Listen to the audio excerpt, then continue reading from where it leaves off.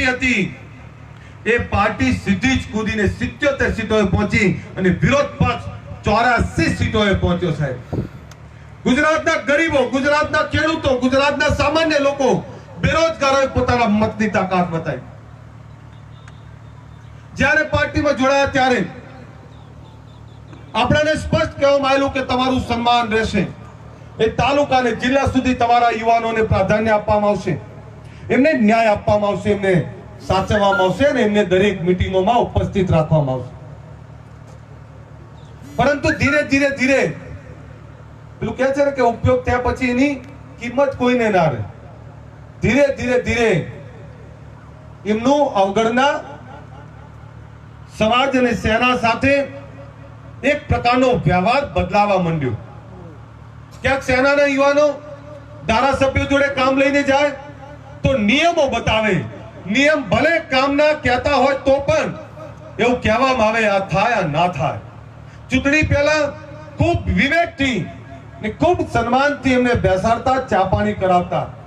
પણ ચૂંટણી પછી એમની સાથે એક તોછડાઈ ભર્યો વ્યવહાર કરવામાં આવવાનો ચાલુ થઈ ગયો. ખબર નહીં આપણે સમર્થન કરીને કઈ મોટી ભૂલ કરી એ આજ દિન સુધી મને એક વર્ષમાં નથી સમજાયું. એક એવા ઘરમાં ઉજાળું કરવાનો પ્રયત્ન કર્યો જ્યાં નાના દીવડાઓ ટમટમતા હતા ત્યાં આપણે હેલોજન ફોક્સ મૂકી દીધી સાહેબ. અને તેમ છતાં વારંવાર અવહેલના, અવગણના. ઘણા બધા એવું કીધું તમને તો બહુ આપ્યું. આ એક એટલા અલ્પેશ ઠાકોર માટે થોડું છે. આ હજારો લાખો યુવાનો આપણે તો એવા લોકો છીએ કે સાહેબ પ્રેમથી માગે તો પોતાનું જમવાનું પણ બાજુવાળાને આપી દઈએ, પ્રેમથી માગે તો બધું જ સર્વસ્વ અર્પણ કરી દઈએ. એવા લોકો આપણે આપણા લોકોને ક્યાંક પણ ના પૂછવામાં આવે ના કોઈ બાબતમાં સામેલ કરવામાં આવે. અનેક બાબતો છે. ક્યાંક ટિકિટોના સોદા પણ થતા હોય, ક્યાંક લાગતા વળગતાઓ માટે ભલામણ પણ કરવામાં આવતી હોય. પણ એક વસ્તુ મેં ચોક્કસ જોઈ, ઈમાનદાર મજબૂત લોકોને નબળા લોકો દબાવવાનો પ્રયત્ન કરે. ઈમાનદાર મજબૂત લોકોને દબાઈ અને એમની ઉપર નેતૃત્વ કરવાનો પ્રયત્ન કરે. ત્યારે દુઃખ થાય કે શા માટે દબાવો છો, શા માટે આ લોકોની અવગણના કરો છો. સાહેબ હું રાજનીતિમાં આવ્યો, આ સમાજના ઉત્થાન અનેક સપનાઓ લઈને આવ્યો. મારું સપનું હતું કે એક એક ઘર પાકું થાય, એક એક ઘરમાં લાઈટ, પાણી, વીજળી, રોજગારી અને એક એક ઘર ખુશાલીમાં હોય, ક્યાંય વ્યસનો ના હોય, તમામ લોકો શિક્ષણમાં આગળ વધતા હોય. એટલે ઉપડી જાય સાહેબ, ઉપડી જાય. પકડી રાખો, પકડી રાખો.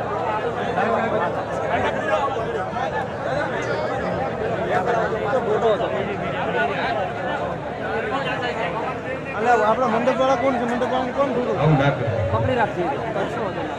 બેહી જાઓ, ત્યાં પકડીને બેહી જાઓ. બોલ ત્યાં જ પકડીને બેહી જાઓ. અપક્ષની આધી છે ભાઈ, આ આંધી બતાવે છે કે બનાસકાંઠામાં પાટલાની આંધી આવી રહી છે.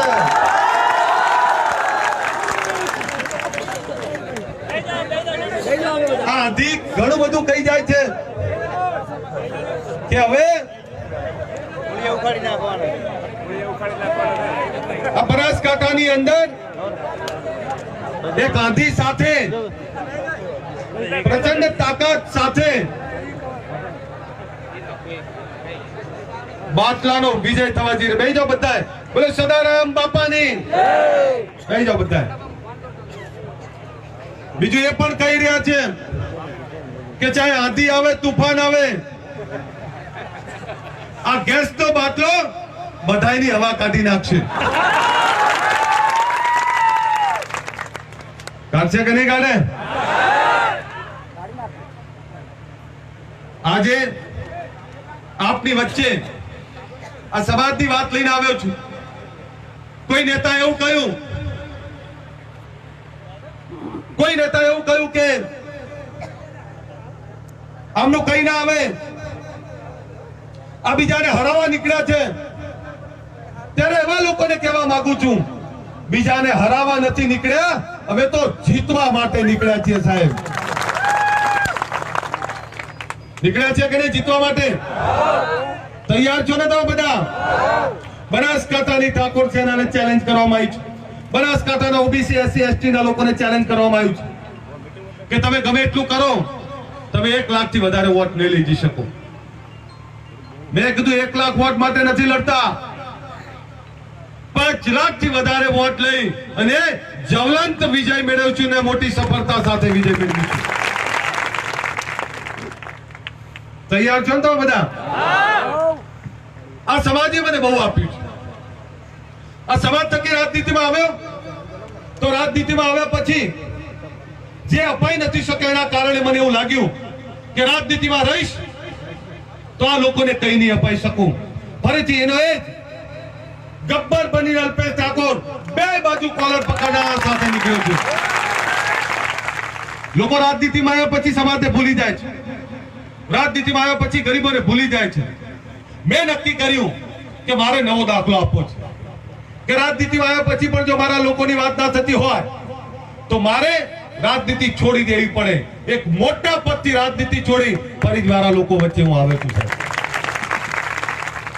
બનાસકાંઠાની ઠાકોર સેનાએ નક્કી કર્યું કે અમારે અપક્ષ ઉમેદવાર ઉભો રાખવો છે. તો એ અપક્ષ ઉમેદવાર ને જીતાડવાનું કામ હવે આપણા બધાનું છે. 18 આલમ તમામ નાના મોટા સમાજના ફોન આવે કે સાહેબ ચિંતા ના કરતા, આ વખતે પાવર બતાવી દેવો છે, આ વખતે બધાને પાવર બતાવી દેવો છે, બધાનું પાણી ઉતારી દેવું છે. કુદરત જો ગેસનો બાટલો આપ્યો, ઘણા બધાનો ગેસ ભરાઈ ગયો છે. ગેસના બાટલાથી ગેસ કાઢી નાખો. અને આપણે બનાસકાંઠામાં દાખલો બેસાડવો છે કે નહીં? કેટલા તૈયાર છો? 2 હાથ ઊંચા રાખી જોરદાર તાળીઓ પાડો. પકડીને તાળીઓ પાડો કે ખબર પડે.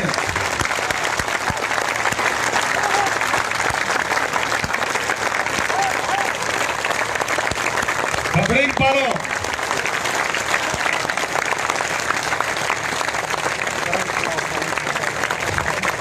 કરંટ સાથે તાળીઓ પડવી જોઈએ સાહેબ.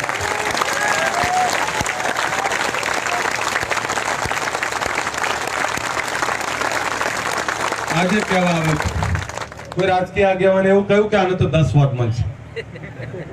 એવા રાજકીય આગેવાનો જયારે આવા નિવેદન કરે છે ત્યારે દુઃખ થાય છે. અને એવા સમાજના આગેવાનોને એક પણ કહેવાની જરૂર છે કે ભાજપ કોંગ્રેસ બધું જ રહેવાનું, પણ આજે આબરૂ ઉપર આવીને ઉભી રહી છે અને સમાજ પોતાના અધિકાર માટે લડવા માટે નીકળ્યો છે, પોતાની તાકાત બનાવવા માટે નીકળ્યો છે. બતાવી દો તાકાત કે રાજનેતાઓમાં તાકાત છે કે આ ગરીબોમાં તાકાત છે. ગરીબો એમના મતની તાકાતથી બતાવી દો.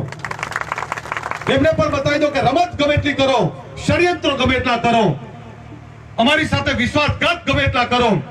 સાહેબ, આ લોકોએ આપણી સાથે વિશ્વાસઘાત કરવાનો પ્રયત્ન કર્યો છે. આપો છે ને જવાબ એનો? વિશ્વાસઘાત જેને કર્યો છે એવા લોકોને જવાબ આપવાનો સમય આવ્યો છે. આ સ્વરૂપજી ઠાકોર એક પ્રતિનિધિત્વ છે તમારું, ખાલી આ એક ટોકન છે તમારું. પણ લડો છો તમે બધા. એક ગામના બૂથ પોતાના ગામને સંભાળી લો. 18 આલમ તમામ ગરીબોને એકત્રિત કરો. આપણે ગરીબોના અધિકારની વાત કરવાની છે, ગરીબોની લડાઈ લડવાની છે. અને ગામની અંદર સરપંચની ચૂંટણી લડતા હોય એ રીતે તૈયારી ચાલુ કરી દો. એક મતની તૈયારી કરો. કોઈ ગામનું નક્કી કરે છે, કોઈ પેજનું નક્કી કરી છે, આપણે એક ઘરનું નક્કી કરી લો. એક ઘરની અંદર આપણે આપણા માણસોને મૂકી દો અને એક ઘરની અંદર આપણી સાથે લોકો જોડાય. આપણા મતની તાકાત બતાવી દો. 23 તારીખે જ્યારે મતદાન કરવા જાઓ ત્યારે બાટલાના નિશાનની સામે જ્યારે બટન દબાવો તો તમારી આંગળીઓના નિશાન પડી જવા જોઈએ એટલી તાકાતથી બટન દબાવો સાહેબ. તમારી એકતાની તાકાત બતાવવાનો સમય પાકી ગયો છે અને તમારી એકતાની તાકાતનો પરચો બતાવવાનો સમય પાકી ગયો. ત્યારે મારા તમામ સેનાના યુવાનો, એકતા મંચના યુવાનોને અપીલ કરું છું, એક ગામ, એક બૂથ, એક મોહલ્લો આજથી જ તમારા કામે લાગી જાઓ અને એવા લોકોને જવાબ આપો જેમણે એવું કહ્યું કે ઠાકોર સમાજથી અમને 2017માં ફાયદો નથી થયો, આ ઓબીસી એસસી એસટી થી અમને ફાયદો નથી થયો. એ તો અમારી પાર્ટીઓના જ વોટ હતા. તો અત્યાર સુધીમાં તમારી 40-45 થી વધારે સીટો કેમ નથી આવતી? શું માત્ર ગરીબોનો યુઝ, એનો ઉપયોગ જ કરવાનો, એના મતની પર કિંમત નહીં કરવાની, એની લાગણીઓ સાથે ખિલવાડ કરવાનો, આવો જે લોકો પ્રયત્ન કરી રહ્યા છે એવા લોકોને કહેવાની જરૂર છે. અને આપણી તો કમ નસીબી છે સાહેબ, અમે તો અપનો ને લૂટા, ગેરો મેં કહા દમ થા. સાહેબ આપણા વાળા જ આપણાને હેરાન કર્યા, અને એવા લોકોને પણ જવાબ આપવાનો સમય બાકી રહ્યો છે. મેં નક્કી કર્યું કે મારી બલિદાન, મારી આહુતિ પછી આ સમાજમાં મોટી તાકાત સાથે પ્રાણ ફૂંકાશે તો અલ્પેશ ઠાકોરે એની જાતને ખતમ કરી દેવી પડે. મારી જાત ખતમ કરીને તમારી વચ્ચે હું આવ્યો છું સાહેબ. નક્કી તમારે કરવાનું છે. હવે તમારા મતની તાકાત તમારે બતાવવાની છે કે નથી બતાવવાની? બતાવવાની છે તો બે હાથ ઊંચા રાખીને ફરતી ખખડીને તાળીઓ પાડે, મને ખબર પડે. આ બનાસકાંઠામાં મેસેજ જવો જોઈએ.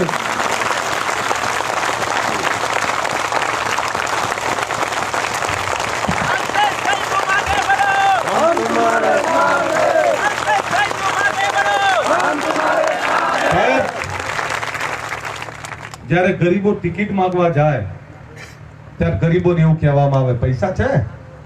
આ સવાલ કોમન કરે છે. શું પૈસા વાળા જ રાજનીતિ કરશે?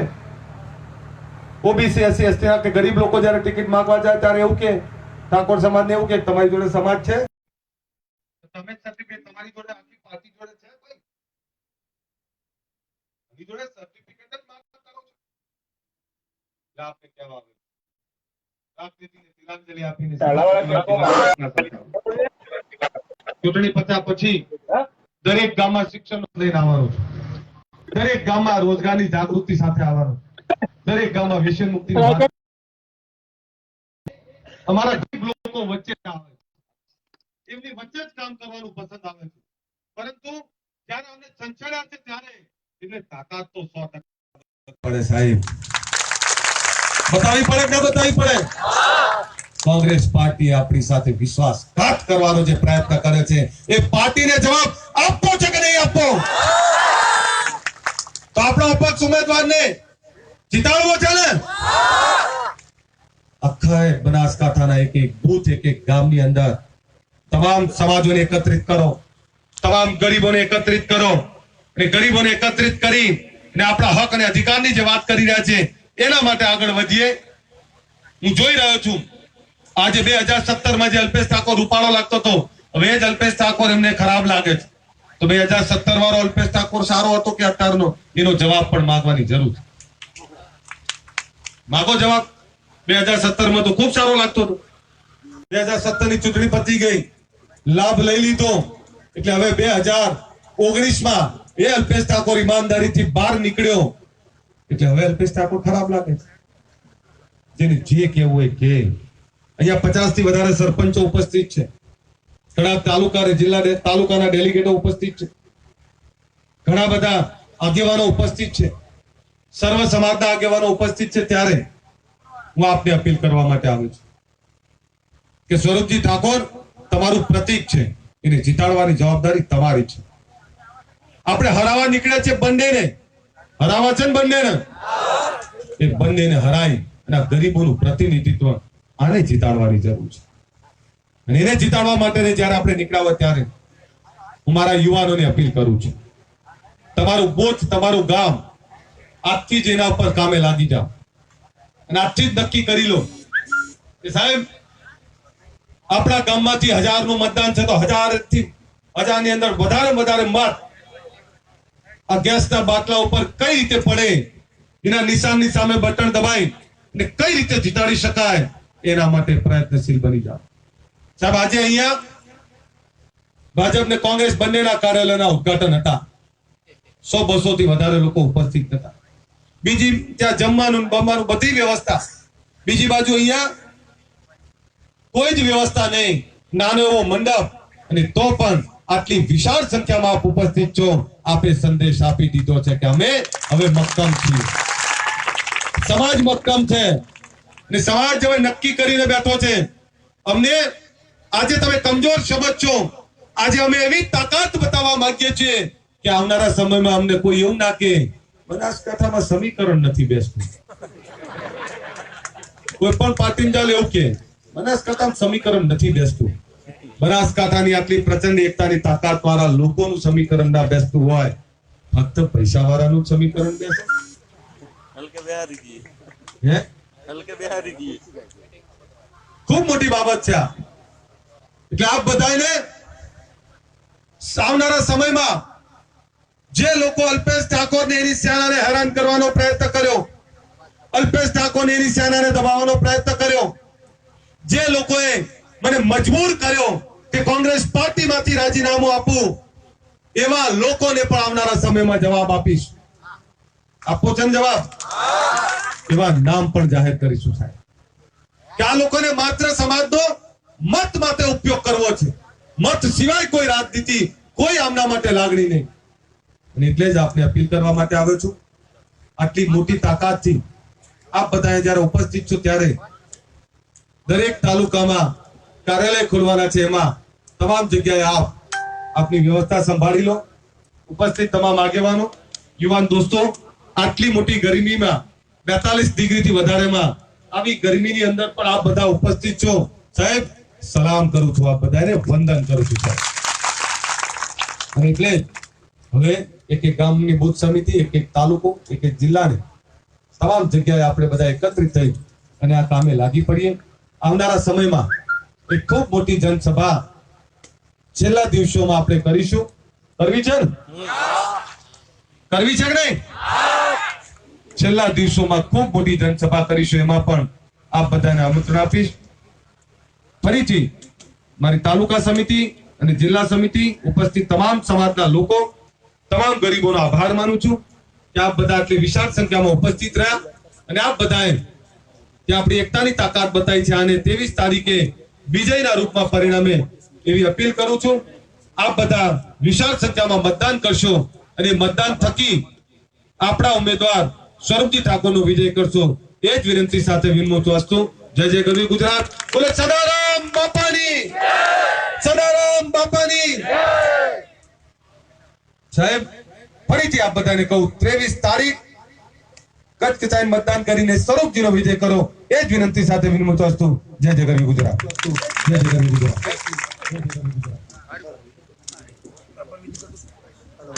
હેલો, ખૂબ ખૂબ આભાર સાહેબ.